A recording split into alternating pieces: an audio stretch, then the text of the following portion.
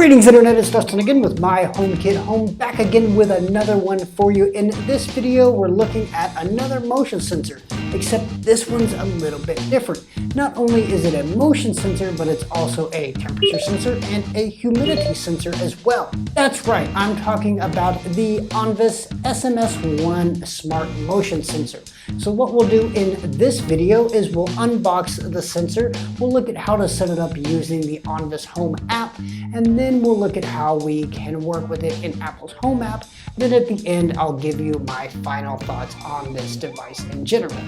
I do want to thank the folks over at Onvis for providing us this review unit. However, you will be getting my full unbiased opinion on the product itself. All right, so let's get into the unboxing. And coming in from left field, we have the Onvis SMS1 Smart Motion Sensor. But it's not just a smart motion sensor, it's also a temperature and humidity sensor as well. So we get 3 for the price of 1. But I would even argue that it's not even the price of 1, seeing as how this thing comes in at a very, very affordable price considering its features. So here we have the device itself. It does use Bluetooth 5.0, and we can see on the back there that it does have a double-sided tape mounting option. It does take 2 AAA batteries, and we can see from our little paperwork here that we have a QR code. So it's using the QR code system for the HomeKit code, which, you know, inevitably links back to the 8-digit code. It's just a more convenient way of adding the code there. And as we struggle to actually get the paperwork out, we have kind of a quick setup guide. We have our HomeKit code, some instructions on how to reset it, but we have a video on how to do that as well. If you'd like to check that out, you'll find it on the channel. We also have an included reset tool or SIM card removal tool, whichever one you're using it for at that time I think is appropriate. So let's get into setting this bad boy up. So here we are in the App Store, and we want to search for the Onvis Home app. And this app, we can see here that it's got 1.5 stars, so not the greatest rating. However, there aren't very many reviews. But let's go ahead and see how we can set this thing up using the app. So of course, first we want to let it use our home data, and we can go ahead and allow for notifications if we prefer. I always let these send me notifications in case there's a firmware update. So from here on the home screen, it's got a pretty nice layout, but we'll tap that plus button at the top right. It'll bring us directly to our HomeKit setup screen, and it will go through the standard motions of adding the Onvis sensor. Takes just a few moments, and there we go. And we can see that we have our pretty standard sensor protocol here. So we can change the room, put it into whichever room we'd like. We can decide if we want to add it to our favorites. And this applies to the motion, temperature, and humidity sensors that are included in the device. So they will show up as 3 separate devices. Let's go ahead and have a look at the 3 different sensors themselves and see how they look inside the Onvis Home app. So here we can see that we have our kind of daily records, and we can see that if we tap on that, you know, we don't have a whole lot of information here, but if we tap on the day record, we can actually get our, well, it's our day record. So we have our calendar here, and we can see the events, and I believe we have up to 100 events that can be stored on the device, or 31 days. So that's pretty convenient. I do like that feature. Other motion sensors give us more data, some give us less. So I think this is a good middle ground. We can, let's go and tap on the 3 little dots at the top right, and this should bring us into the settings, I believe. Yep, there we go. Oh, look at that. We have a firmware update, so we'll go ahead and get that started. It just takes a few moments. I'll go ahead and fast forward through this. It didn't only, you know, it really only took about 30 seconds to a minute, I believe. And so that's good there. So let's look at the different options we have here. You know, there's not a whole heck of a lot going on here. We can, you know, we can see the firmware version, we can see the hardware version, we can update the name of the device, we can change the location in our home. We can also remove the device from here if we so desire. that's really about it. So let's go back and look at what we can do with the other two sensors. So we'll tap on our humidity sensor there, and we can see that the relative humidity in this particular room is at 51%. And we do have our day record just as we do with the motion sensor, and it's broken down in much the same way, although we don't have a lot of data because, well, I just installed this device. But it will kind of aggregate over time, again with the same 131 days of information that the device will store for us. Looking at our settings, it's basically the same as the motion sensor as well, and the same goes for the temperature sensor, which is pretty hot in this room. We need to do something about that.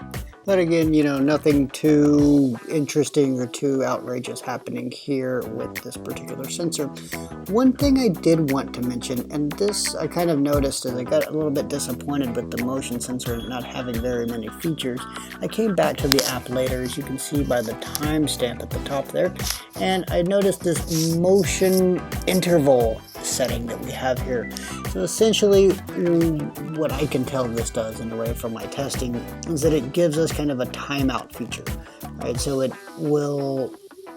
kind of your sensitivity, if you will, for the motion sensor itself, and when it detects motion, when it stops detecting motion, and those sorts of things. So that's good to see. I was a little bit bummed that we didn't get more features with the motion sensor. So let's go ahead and look at this in Apple's Home app. And from the Home app, we can go ahead and look at our humidity sensor. It looks like we're at 53% now as opposed to 51%. Looking at our settings, we can see the essentials here. We can have access to our room. We can rename the device. We can include it in our favorites.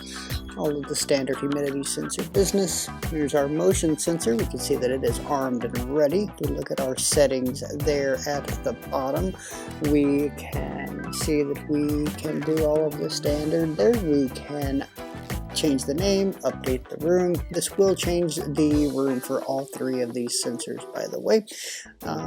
Again, with our favorites, and we're also able to delete the accessory as well if we want to do so.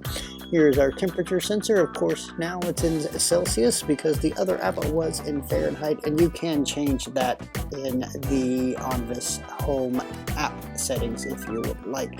I'm a fan of Celsius, so I tend to use it more. But yeah, that's really about it for the Onvis SMS1 Smart Motion Sensor. And there it is. So setup is pretty simple, right? Just as any HomeKit device is, setup is dead simple. Not a lot of bells and whistles in terms of the Onvis Home app itself, though we do get those records which are pretty useful in terms of motion, and if you want to look at specific temperatures in a room or specific humidities in an area over time, at least within a month or those last 100 readings, that can be pretty useful as well. And the elephant in the room with this particular device is that it is around 20 bucks. So this is pretty unheard of in the HomeKit realm for one device, let alone 3 different sensors in the same device. So that's definitely a point in the pro column. I think the device is built pretty well. I mean, it's a motion sensor, right? It's made of plastic, nothing crazy there. I'm not the biggest fan of the double-sided tape on the back for its mounting system. It kind of gives us only the real option to kind of set it in the middle of a wall, which isn't the most aesthetically pleasing. However, we can get around this with different sorts of mounting systems that we can find at our local hardware store. In terms of design, not the biggest fan of the window, just like with the Eve Motion, but I get it, it's there. Another thing that I'm not so fond of when it comes to this particular, at least with the motion sensor, is that there's no ambient light sensor. Especially when it comes to a motion sensor, we need that ambient light sensor, right? So most of the time, if we're using motion sensors, we're using them to control lights. And if there's enough light in that room, I don't want lights turning on. That's just an excess use of energy. So I'd really like to see really any motion sensor have a built-in ambient light sensor. But this isn't just a fault of the Onvis Smart Motion Sensor, it's also a fault of the Eve Motion Sensor as well. So I imagine this has something to do with cost. But other than that, I think this is a really solid device, right? We can't really beat the price, right? Getting the 3 different sensors, motion, temperature, and humidity in the same device for right around 20 bucks. Come on, you can't really beat that. The Onvis app really isn't anything to write home about, but other than firmware updates, we can use other third-party apps that will definitely give us a better edge on automations and scene creation and things like that, but we can do quite a bit with the Onvis Home app as well. But I do think in general this is a great multi-sensor to put into your HomeKit setup. I'd like to know what other multi-sensor accessories you have in your HomeKit setup and how you actually use them. Let us know in the comments down below. If you're thinking about picking one of these up and you did find today's video useful, we would appreciate you using the link that you can find in the description box down below.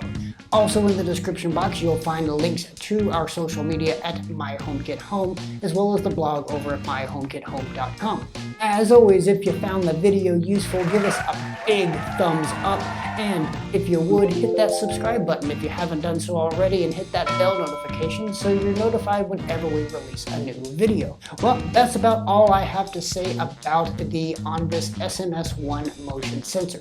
I do thank you for watching today's video, and stay tuned for the next one, and until then, this has been Dustin with myHomeKithome.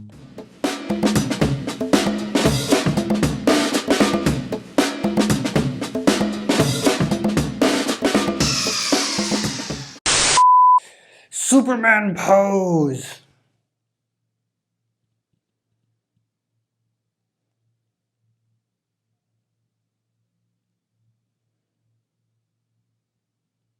Okay. I don't watch Grey's Anatomy.